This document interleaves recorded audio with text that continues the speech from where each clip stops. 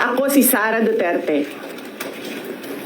Tatakbo bilang Pangulo ng Pilipinas.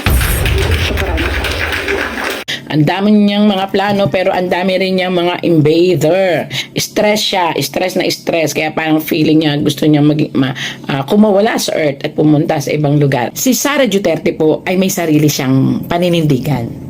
Pag alam niyang mali siya din, pwede siyang umurong. At unti-unti niyang ikukorek yung pagkakamali niya na walang nagno-notice. Pero pag si Sara po ay, ang tingin niya ay, ops, ito ang tama ito ang tama. Well, hindi po natin siya pwedeng diktahan. Diretso siyang gagalaw at gagawin niya ang alam niyang tama. Alam niyo po yung may divine intervention na kapag ang tao para doon, kahit anong harang mo, papunta siya doon. Sometimes ayaw na niya. Sometimes gusto na niyang sumuko. Meron lang gusto siyang patunayan sa sarili niya. Ang daming mga basher po yan, basher about finances lagi ang walang may pupula sa kanya sa kanyang kandidatura, sa kanyang pamamaraan, kundi sa pera lang lagi siyang pupunahin. Magandang umaga mga kaibigan, magandang umaga Pilipinas. Kaya again and again, ako po'y magbabasa at makikichika sa ating mga bituing nagniningning. Ngayon po, ang mapalad na aking babasahan ay si Sara Semerman Duterte. Ayan po. Nandito po. Ito po, again, ito'y katuwaan lamang. Wala po sanang pikunan. Basta makinig at sana po ay matuwa. Ayan. Sara Duterte alias Sara Duterte. Ito. Sara Duterte. Oops, ang dami niyang mga plano. Ang dami niyang mga plano pero ang dami rin niyang mga invader. Pagkatapos, maaring ito ay may kinalaman dito kaya masakit ang kanyang katawan, masakit ang kanyang ulo. Stress siya, stress na stress. Kaya parang feeling niya gusto niya kumawala sa earth at pumunta sa ibang lugar. Ayan. At ito naman po ang kanyang mga plano. Ang plano niya actually is maganda naman. Kaya lang alam mo yung nobody is perfect about the plan. Maaring ang plano niya ay hindi maganda naman sa mga constituent niyang iba. Especially, sa kanya kasi maganda yung intention niya.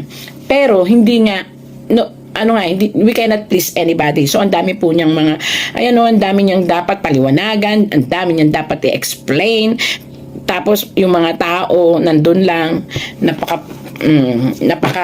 ng buhay niya, hindi niya alam kung saan tama ang mali ang ginagawa niya kasi ang daming pumupuna, ang daming gusto siyang pasukuin or ang daming ipabukas sa kanyang bibig na mali ang kanyang mga ginagawa. Pero Sara Duterte is Sara Duterte. Ang ibig sabihin nga from the name Sara is tough, matapang, survivor. Sa mga pinagdaanan niya sa buhay, siguro itong nangyayari ngayon, parang flavoring lang ng life niya. Ayan.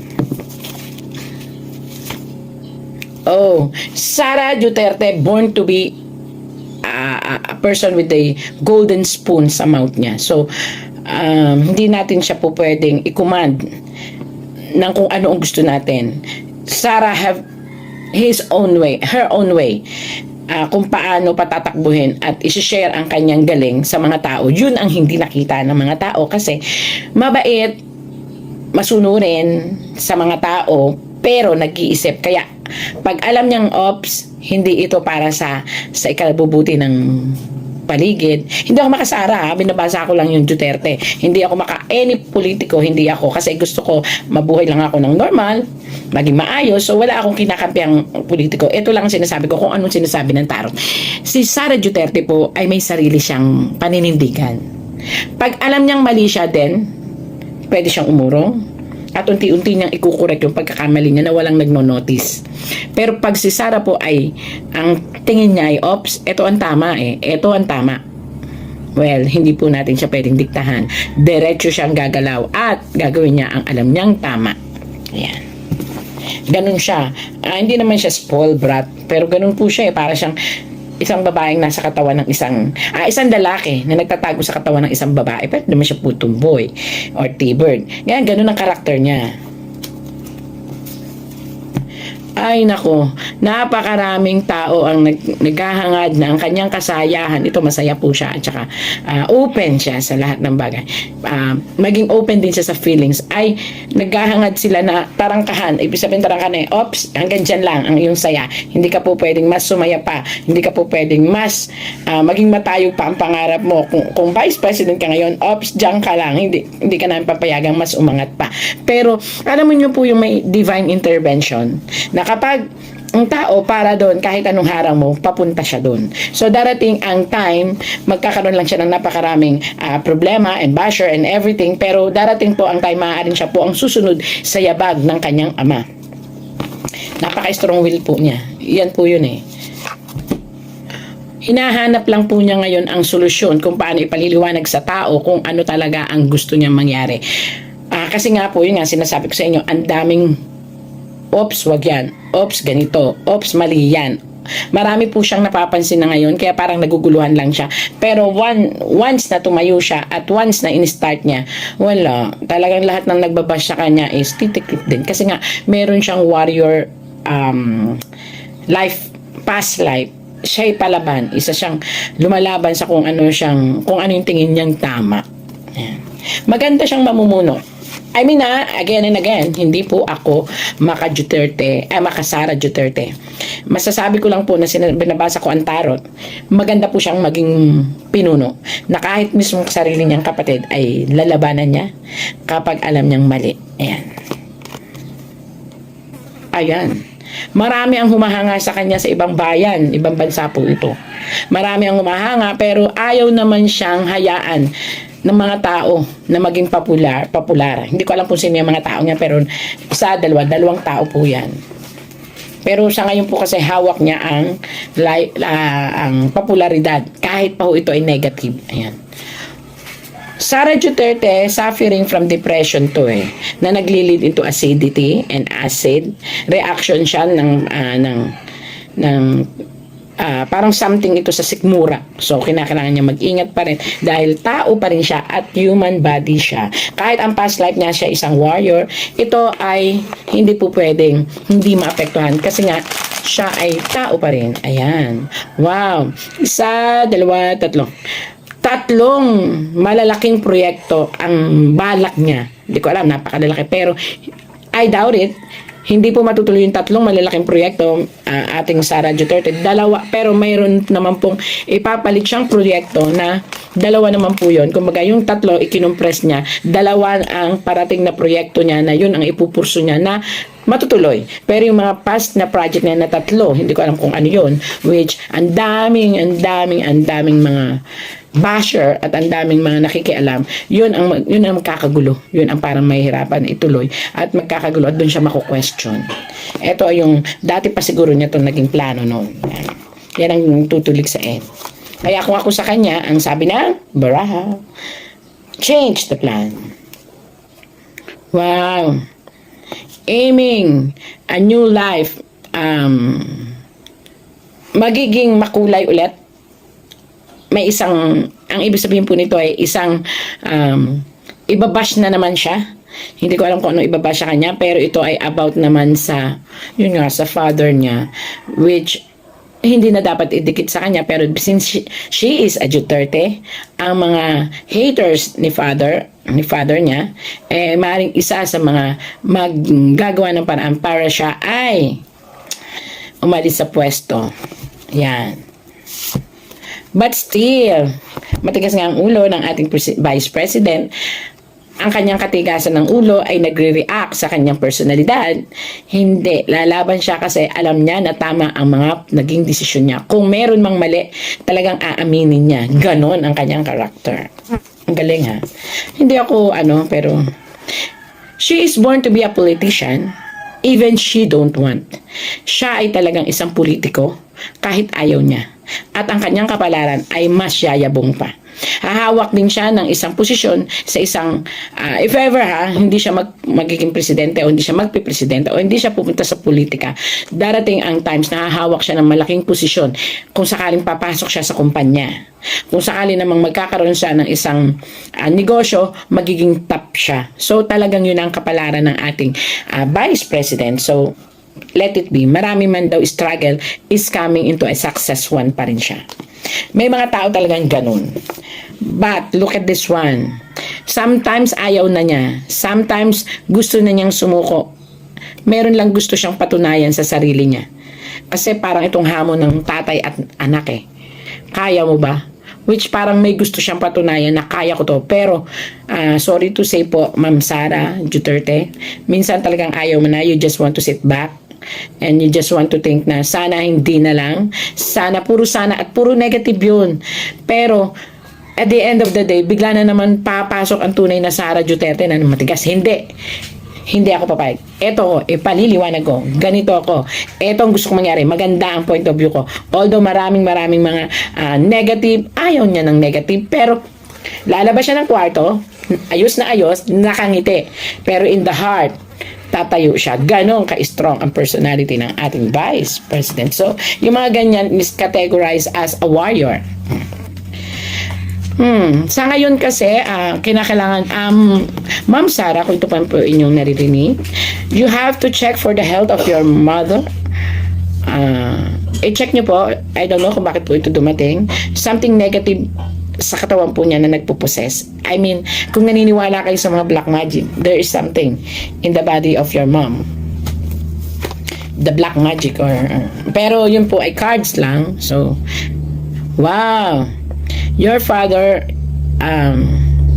is really a survivor. May mga pagdadaanan siyang karamdaman at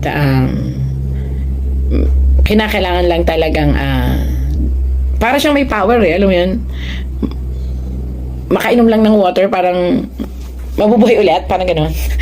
Ganyan si Duterte. Para siyang may something sa katawan na ano to kasi powerful. Siguro mga anting or I don't know kung naniniwala kayo or something na nakakapagpalakas ng kanyang katawan na kahit hina na talagang lalakas pa rin. Ayan. Pero although yung katawan niya is the body is willing but the mind is willing but the body is aching. Parang gano'n. Ayan. Wow. Disappointed ka sa mabubuking mo ngayon dito ang mga totoong tao sa paligid mo, coming ito sa'yo. Darating sa point of time na magkakaroon ka ng disappointment sa mga taong akala mo'y totoo. Eto na po yun. Parating ka doon. So, that's life, pero still you're a super warrior. Disappointed ang mga tao kasi may mga ito, tarot lang po ito pero ito ay kamag-anakan kadugo, lalaki. Pakaingatan kasi baka ito ang magdudulot ng disappointment sa buong family Duterte, I don't know. Pero pwede pang i-correct kasi ano naman sila, kahit sabihin pa natin Duterte sila, willing naman silang i-correct ang kanilang pagkakamali. Ang problema lang, may mga tao kasi na hindi makapagsabi sa kanila ng dapat na gawin kasi Duterte nga parang takot sila. Pero ang kailangan kasi ng mga anak ng Duterte ay yung tunay na nagmamalasakit, yung tunay na magsasabi ng katotohanan. Pero mababait sila. They can accept the payo. Yun lang ang gusto nila ay ma-feel din nila ang sincerity, hindi yung pinayuhan mo sila because of your own ambition or because of your own love yourself, parang ganon. So ito yung kailangan ng mga anak ng presidente ng Duterte. Yan. Wow. Ang life ng kanyang love life ni Sara Duterte is okay. Kung sakali man may mga, lahat naman ng mag-asawa dumadaan sa mga lapses, kasi wala siya talagang timing. So, maaring yung time frame, yun ang hinahanap ng kanyang mahal. Plus, syempre, yung dedication niya bilang asawa, doon. Yun lang ang mga lapses niya, pero she provide everything na dapat na maunawaan ng kanyang asawa yon. Ooh. Dadating ang time, magdadalawang isip ito kung itutuloy ito sa pagka-presidente ang kanyang upuan or another is bababa siya, bababa siya bilang isang governor or something or mayor or something or iaangat niya ang level ng kanyang kandidatura pagdating ng panahon into a president. So, let's wait. Siya pa rin na magdi-decide. Wow! Para po sa lahat, hindi naman talaga perfecto ang mga tao, di ba? Pero nasa linya po niya talaga ang mamuno. So, Again, hindi po ako Duterte, Sara, na supporter. Ako po ay nagbabasa lang ng tarot. Ang binabasa po, napansin nyo naman, kitang-kita dyan, nakaganon. So, matayog ang pangarap at matayog ang tala. Hindi lang pangarap, ang kanyang pagkatao, ang kanyang siya, ang future niya ay matayog. So, it's up to the people. At it's up to Duterte, to Ma'am Sara Duterte. O, di po ba? Ayan. Sa kanya, pero yun ang kanyang kapalaran. Marami siyang this, what if, pero dahil nga matapang ang dugo niya, dahil nga survivor siya, parang sige na nga, follow the water, diba, ganun, sumunod na lang. Pero si Sara Duterte, siya yung tipo ng presidente na tinitimbang din niya ang mga bagay-bagay. Vice President na, siya ang Vice President na tinitimbang din niya ang mga bagay-bagay. At sabi ko nga sa inyo, alam niyang umupo pag alam niyang mali ang kanyang ginagawa. At alam niyang i-correct. Pero kapag tama siya, sasaludo, may espada siya. I will fight for it. Ang justice, pagsasamahin ko, pag-aaralan ko, pero patutunayan kung tama ang mga ginagawa ko. Hala, ang daming mga basher po yan, basher about finances lagi ang, walang may pupula sa kanya sa kanyang kandidatura, sa kanyang pamamaraan, kundi sa pera lang lagi siyang pupunahin. So, she better think twice pagdating sa finances, pagdating sa paggagawa ng mga proyekto, kasi talagang dun siya titirahin sa mga financial stability ng proyektong gagawin niya. At kinakailangan naka-recorded lahat yan. Kailangan black and white, naka-written para anytime pwede, ito yung aking project, ito finances, walang labis, walang kulang, kasi dun lang talaga siya pupunahin ng lahat ng mga basher niya, good or bad basher. Meron siya ngayong kinasasangkutan na napakalakas na intriga, napakalaking intriga.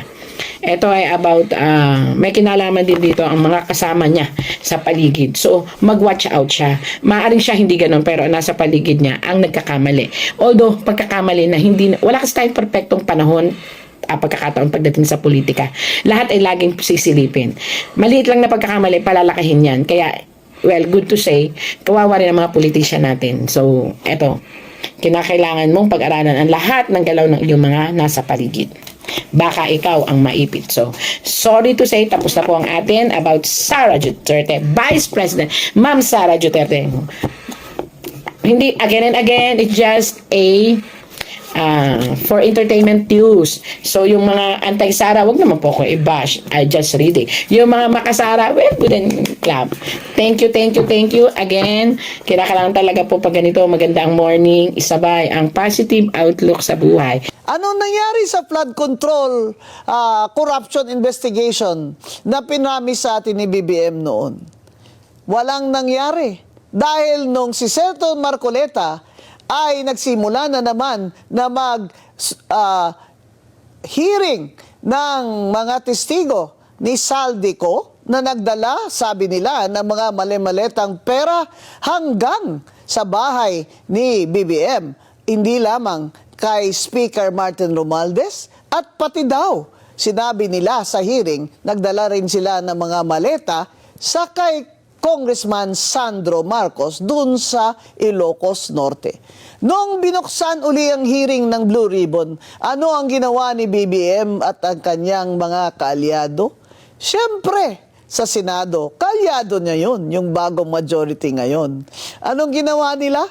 Tinanggal na naman ang Senate President at tinanggal na naman si Senator Marcoleta sa Blue Ribbon. Hindi lang yan. Pinakulong pa si Senator Rodante Marcoleta sa kawalang kwentang kasong plunder na wala naman ni singko galing sa kaban ng bayan. Paano naging ill-gotten wealth yun? Paano naging plunder yun? Na dineclare naman yun, nag-donor's tax pa nga ang nag-donate ng mga perang yun na intended for his campaign.